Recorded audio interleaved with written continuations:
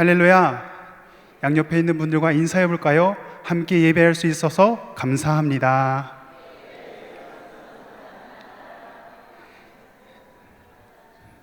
이 시간 말씀을 들으시며 하나님께서 주시는 위로하심이 여기서 예배드리는 모든 성도님들 가운데 함께 하시기를 주님의 이름으로 축복합니다. 우리는 살아가면서 많은 말을 주고받으며 살아갑니다. 가족과 대화를 나누고 또 직장에서 동료들과 이야기하기도 하고 교회에서 성도들과 교제를 나누기도 하며 때로는 전화로, 문자로 우리는 끊임없이 말을 주고받습니다.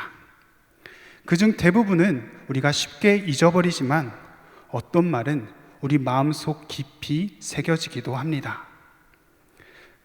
어릴 적 부모님께 들었던 격려의 말이 평생에 기억되는 힘이 되기도 하고 반대로 무심코 던진 한마디가 마음속에 깊은 상처가 되어서 오랫동안 마음을 아프게 하기도 합니다. 말은 어떻습니까? 눈에 보이는 것이 아니라 눈에 보이지 않는 것입니다. 또 소리는 몇 초 만에 사라져 버립니다. 그러나 그 말이 남긴 영향은 쉽게 사라지지 않을 수도 있습니다. 그래서 사람들은 흔히 말에는 힘이 있다고 이야기합니다.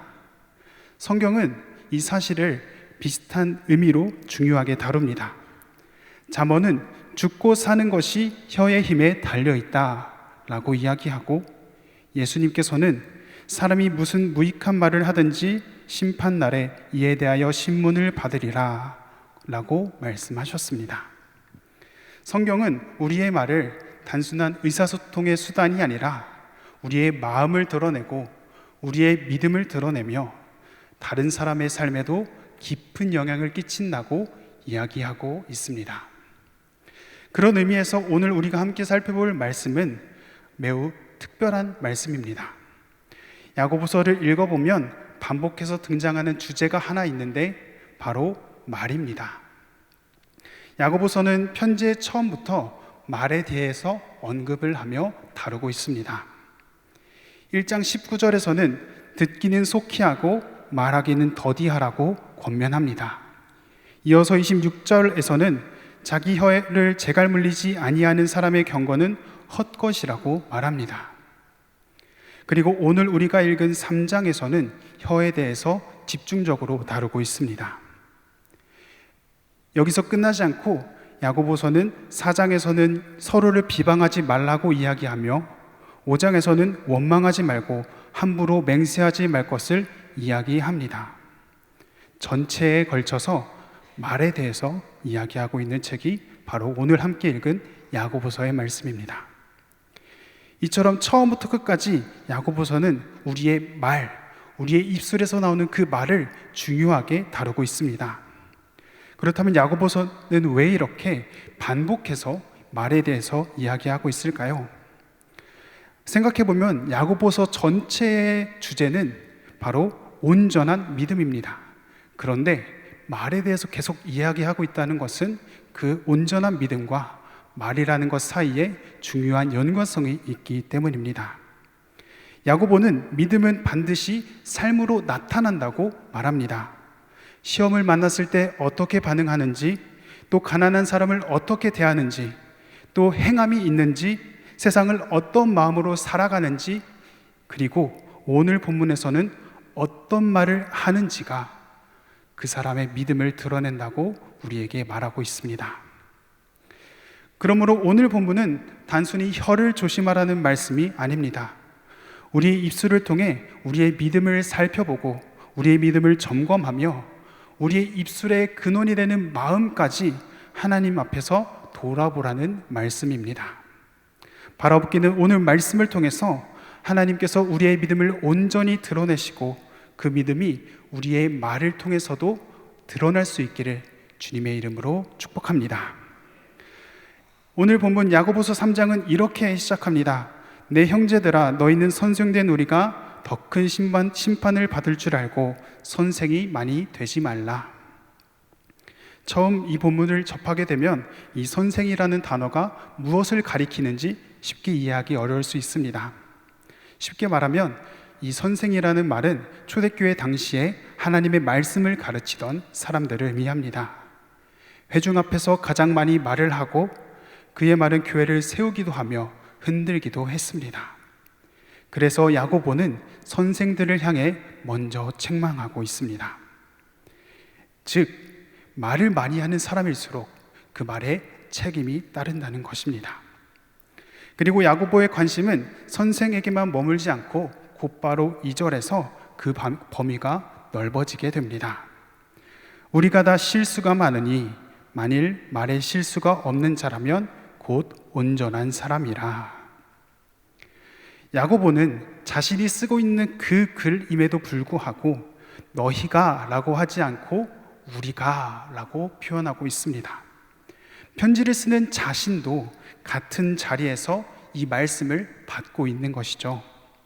따라서 오늘 말씀은 특정한 누군가를 향한 말씀이라기보다는 하나님을 믿고 하나님을 따르는 우리들이 가져야 할 공통적인 주제, 말씀이라는 것입니다. 여기서 중요한 단어가 바로 온전한 사람입니다.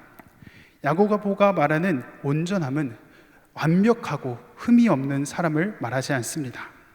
하나님 앞에서 더욱더 믿음으로 성숙해 가는 사람, 믿음이 자라가는 사람을 의미합니다. 야고보는 그 성숙함이 그 사람의 말을 통해서 드러난다고 말하고 있습니다. 생각해보면 말은 우리의 모습이 가장 보편적으로, 피상적으로 잘 드러나는 자리입니다. 앞서 말씀드린 것처럼 우리는 하루에도 수없이 많은 말들을 하기 때문입니다. 말이 있는 곳에 곧 우리의 일상이 있고 말이 있는 곳에 우리의 마음이 드러날 수밖에 없다는 것입니다. 단순히 어떤 성격이나 성품을 드러내는 것도 있겠지만 야고보가 주목하는 것은 그 말 속에 우리의 믿음이 담겨 있다는 것입니다. 따라서 야고보는 말을 단순한 습관으로 보지 않고 믿음을 비추는 거울로서 오늘 우리에게 말하고 있는 것입니다. 오늘 야고보는 아직 우리의 말을 고치는 방법을 이야기하거나 설명하지는 않습니다. 그러나 우리의 말을 통해서 지금 내가 우리의 믿음에 따라서 살아가고 있는가를 돌아보라는 권면을 하고 있는 것입니다. 사랑하는 성도 여러분, 하나님께서 우리의 믿음을 더욱 온전하게 하시고 그 믿음이 우리의 입을 통해서, 우리의 말을 통해서 아름답게 나타나는 저와 여러분이 되시기를 주님의 이름으로 축복합니다. 그렇다면 야고보는 왜 이토록 말을 중요하게 여길까요? 이어지는 말씀에서 그는 세 가지 비유를 통해서 설명하고 있습니다. 먼저 3절의 말씀입니다. 우리가 말들의 입에 재갈 물리는 것은 우리에게 순종하게 하려고 그 온몸을 제어하는 것이라.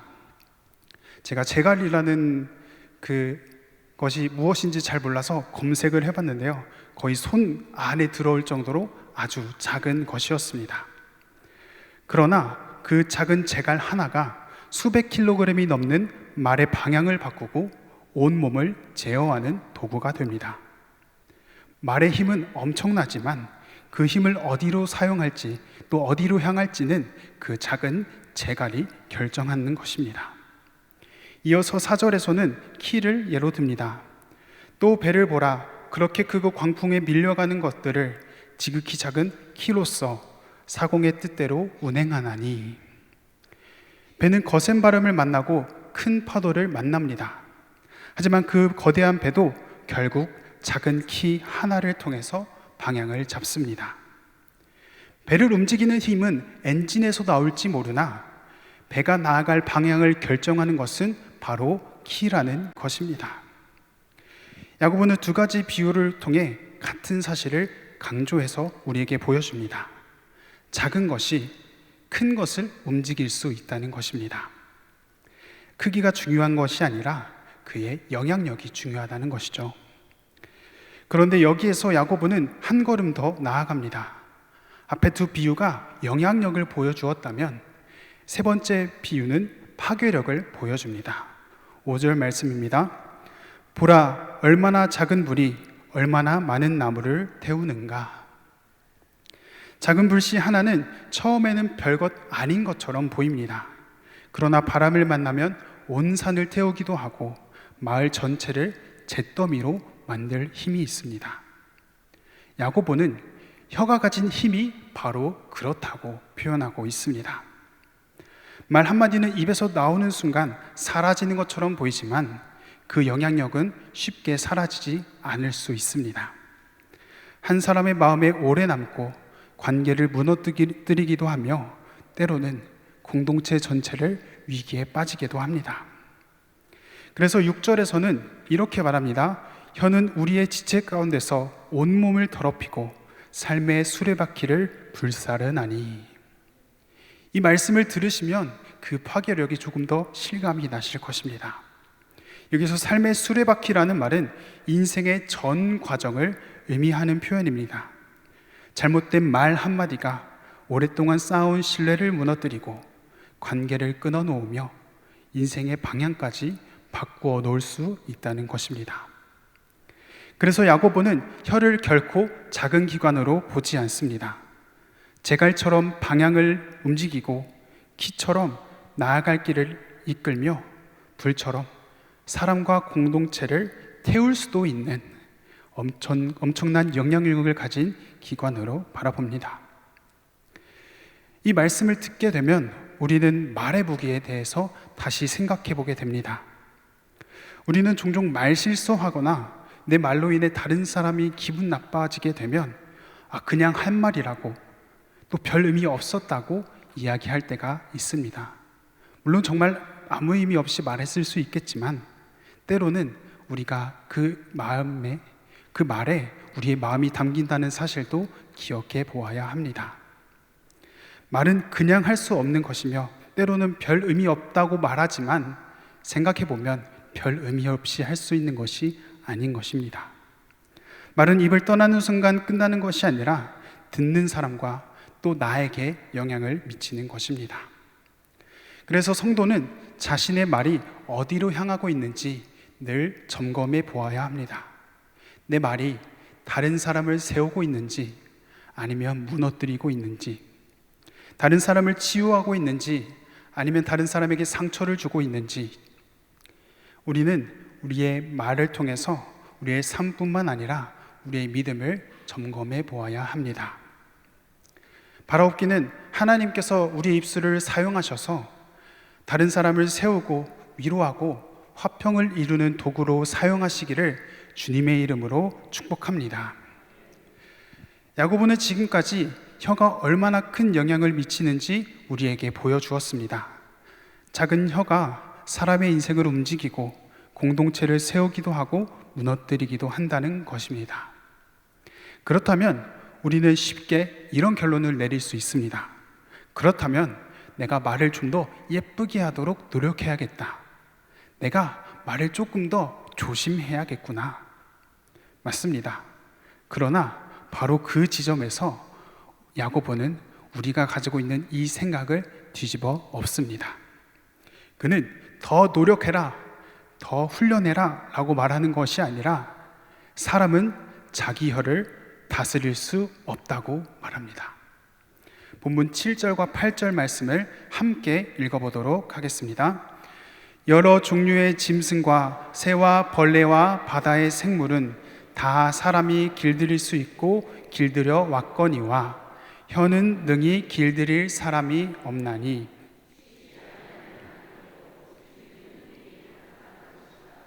아멘. 야고보는 이렇게 말하고 있는 것입니다. 혀는 능히 길들일 수 있는 사람이 없다. 아무리 성품이 뛰어난 사람이라도, 아무리 훈련이 된 사람이라도 때로 그 말로 인해 실수하고 내 혀를 다스릴 수 없는 순간도 온다는 것입니다. 참 무거운 선언이라고 생각합니다. 이 말씀은 말을 조금 더 조심하라는 권면이 아니라 우리 인간이 가지고 있는 한계를 드러내고 있기 때문입니다. 생각해보면 말을 예쁘게 해야 하고 말을 조심해야 한다는 사실을 모르는 사람은 아마 없을 것입니다. 그러나 아침에 기도하고도 출근길에 가족에게 날카로운 말을 할 때가 있고, 예배를 드리고 집으로 돌아가는 차에서도 원망의 말을 할 때가 있지 않습니까? 우리가 무엇이 옳은지, 우리가 무슨 말을 해야 하는지 몰라서 그러는 것이 아닙니다. 그러나 아는 것과 그것이 행동으로 이어지는 것은 다소 차이가 있습니다. 우리는 화를 내고 돌아서서 후회합니다. 상처를 주고 나서 미안해합니다. 다시는 그렇지 않겠노라 마음속으로 깊이 다짐하고 다짐하지만 그런 실수를 또다시 반복하는 우리 연약함을 발견하게 됩니다. 이는 우리가 방법을 몰라서도 의지가 약해서도 아니라 야고보가 말하는 것처럼 우리의 힘만으로는 혀를 길들일 수 없기 때문입니다. 그래서 혀의 문제는 단순히 혀를 내가 어떻게 제어해야겠다 이런 수준의 차원이 아니라 더 깊은 우리의 존재의 문제입니다. 야고보가 혀에 대해서 설명할 때 쉬지 아니하는 악이요 죽이는 독이 가득한 것이라고 표현합니다.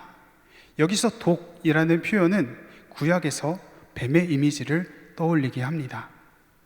창세기 3장에서 죄는 폭력으로 시작되지 않았습니다. 하나님의 말씀을 왜곡하는 거짓말이 사람의 마음에 들어왔고 그 거짓말을 받아들인 마음에서 죄가 시작되었습니다.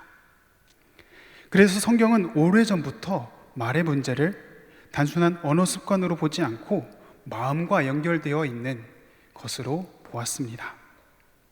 따라서 혀는 우리의 가장 큰 문제가 아니라 혀는 그저 우리의 상한 마음, 우리의 어쩔 수 없는 죄성을 드러내는 하나의 증상일 뿐입니다. 우리의 힘으로는 혀를 길들일 수 없다는 사실을 우리는 받아들여야 합니다. 하나님께서는 우리가 스스로 혀를 길들일 수는 없지만 하나님께서는 우리에게 은혜를 베푸셔서 우리의 입술에서 하나님의 말, 생명의 말이 선포되게 하심을 기억해야 합니다. 하나님을 의지하여서 우리의 입술에서 생명을 살리는 말이 나오는 그런 역사가 있기를 주님의 이름으로 축복합니다. 야고보는 혀를 다스리라고 말하면서도 동시에 사람은 자기 혀를 길들일 수 없다고 말했습니다. 그렇다면 우리는 어떻게 해야 하겠습니까? 야고보는 그 답을 샘과 나무에서 찾습니다. 야고보는 같은 입으로 하나님을 찬양하면서 사람을 저주하는 우리의 모습을 보여준 뒤에 이렇게 묻습니다. 샘이 한 구멍으로 어찌 단물과 쓴물을 내겠느냐? 무화과 나무가 감람 열매를, 포도나무가 무화과를 맺겠느냐? 야고보가 말하려는 것은 말이 그 마음에서부터 흘러나온다는 것입니다. 샘은 그 안에 있는 물을 흘려보내고 나무는 그 생명이 품고 있는 열매를 나타냅니다. 마찬가지로 우리의 말은 우리의 마음에 무엇이 채워져 있는지를 드러내는 수단입니다. 말을 제어하려고 애쓸수록 우리는 우리의 연약함만 발견하게 될 뿐입니다. 그리고 문제는 혀가 아니라 우리 마음에 있다는 것을 깨닫게 됩니다. 우리가 좋은 열매를 얻으려면 좋은 나무를 심어야 하는 것처럼, 좋은 물을 얻으려면 샘을 바꾸어야 하는 것처럼, 우리가 하나님께서 우리의 마음을 변화시켜야만 우리의 입에서 선한 것이 흘러나올 수 있다는 것입니다. 그래서 하나님께서는 오래전 에스겔 선지자를 통해서 이렇게 약속해 주셨습니다. 또 새 영을 너희 속에 두고 새 마음을 너희에게 주되 내 영을 너희 속에 두어 너희로 내 율례를 행하게 하리라. 아멘. 이 말씀이 믿어지십니까? 하나님께서는 우리에게 너의 힘으로, 너의 의지대로, 너의 노력대로 새 마음을 만들어내라 라고 말씀하지 않으시고 대신해서 내가 너희에게 새 마음을 허락해 주겠다 라고 약속해 주십니다. 그래서 성도의 변화는 자신의 결심과 의지로부터 시작되는 것이 아니라 하나님께 내 마음과 영을 맡겨드릴 때 시작되는 것입니다. 성령께서 우리 안에 거하시면 우리의 생각이 바뀌게 되고 우리의 마음이 바뀌게 되며 결국 그것의 영향으로 우리의 말까지 자연스럽게 변하기 시작하는 것입니다. 사랑하는 성도 여러분, 하나님께서는 단순히 우리의 행동 하나를 바뀌시는 분이 아니라 우리의 마음을 온전히 새롭게 하시는 분입니다. 따라서 우리는 성령 안에서 하나님께 예배하고 하나님께 찬양하며 그 말씀을 우리 마음으로 새김으로써 우리는 우리의 말을 변화시킬 수 있습니다. 그래서 바울은 갈라디아서에서 성령을 따라 행하라 라고 권면합니다. 성령께서 다스리는 삶에는 사랑과 화평과 오래 참음과 온유와 절제가 열매로 맺혀갑니다. 그리고 그 열매는 우리의 말에서도 나타나게 됩니다. 사람을 세우는 말, 은혜를 끼치는 말, 화평을 이루는 말이 우리의 입술을 통해서 흘러나오기 시작하는 것입니다. 그래서 성화는 하나님께 우리의 마음을 드러내는 데서부터 시작됩니다. 그리고 하나님께서 우리의 마음을 비추시고 그 마음에 하나님의 영을 부으실 때 우리는 조금씩 변화할 수 있는 것입니다. 우리의 마음이 하나님의 은혜로 채워질수록 우리의 입술도 그 은혜를 흘려보낼 수 있게 됩니다. 결국 우리 말은 우리 마음 안에 무엇으로 채워져 있는가를 보여주는 열매이기 때문입니다. 그러므로 우리가 돌아봐야 할 것은 내 입술 그리고 내 입에서 나오는 말뿐만 아니라 우리의 마음과 믿음입니다. 우리의 마음은 무엇으로 채워져 있는가요? 그리스도의 은혜입니까? 감사입니까? 주님의 사랑입니까? 아니면 여전히 원망과 불평과 교만으로 가득 차 있습니까? 사랑하는 성도 여러분, 우리의 마음을 점검해 보시고 하나님께 맡기시길 바랍니다. 그렇게 하실 때 하나님께서는 우리의 입술뿐만 아니라 우리의 말의 근원인 마음과 생각을 온전히 바꾸어 주시는 줄 믿으시기 바랍니다. 성령께서 우리의 마음을 날마다 새롭게 하시고 그 새로워진 마음에서 사람을 살리고 세우는 말이 흘러나오도록 예수님께서 함께 하시기를 주님의 이름으로 축복합니다. 사랑하는 성도 여러분, 오늘 야고보는 우리의 혀를 통해서 우리의 믿음을 보여주었습니다. 말은 단순한 습관이 아니라 마음의 열매이며 우리의 믿음이 드러나는 자리입니다. 그래서 우리의 입술을 돌아보는 것은 결국 우리의 마음을 돌아보는 것이고 우리의 믿음을 돌아보는 것입니다. 말씀을 마무리하며 다윗의 기도를 함께 우리의 기도로 삼기 원합니다. 다윗은 시편 141편 3절에서 이렇게 고백합니다. 여호와여, 내 입에 파수꾼을 세우시고 내 입술의 문을 지키소서. 또 다윗은 19편 14절에서는 이렇게 고백합니다. 내 입의 말과 내 마음의 묵상이 주님 앞에 연락되기를 원하나이다. 아멘. 다윗은 입술만 지켜달라고 기도하는 것이 아니라 그 입술의 근원이 되는 마음까지도 하나님께 내어드리고 맡기고 있습니다. 우리도 이 기도를 기억하며 같이 기도하기 원합니다. 하나님, 제 입술을 지켜주십시오. 그리고 제 마음을 날마다 새롭게 하여 주십시오. 하나님께서 우리의 마음을 은혜로 새롭게 하실 때 우리의 말도 새로워질 것입니다. 그리하여 우리의 믿음이 예배의 자리에서 뿐만 아니라 우리의 가정에서 또 일터에서 교회에서 매일의 아름다운 말로 드러나는 저와 여러분이 되기를 주님의 이름으로 축복합니다. 기도하겠습니다. 사랑과 은혜가 풍성하신 하나님 아버지, 오늘 야고보서를 통해 우리의 말이 우리의 믿음을 드러낸다는 귀한 말씀을 듣게 하시니 감사합니다. 우리의 입술을 돌아보게 하시고 사람을 세우기보다 상처 주었던 말이 있었다면 용서하여 주옵소서. 우리의 힘과 결심만으로는 혀를 다스릴 수 없음을 고백하오니 성령께서 우리의 마음을 새롭게 하셔서 입술에서도 그 변화가 나타나게 하옵소서. 우리의 말이 가정에서는 사랑을 전하고 교회에서는 덕을 세우며 세상에서는 그리스도의 향기를 드러내는 통로가 되게 하옵소서.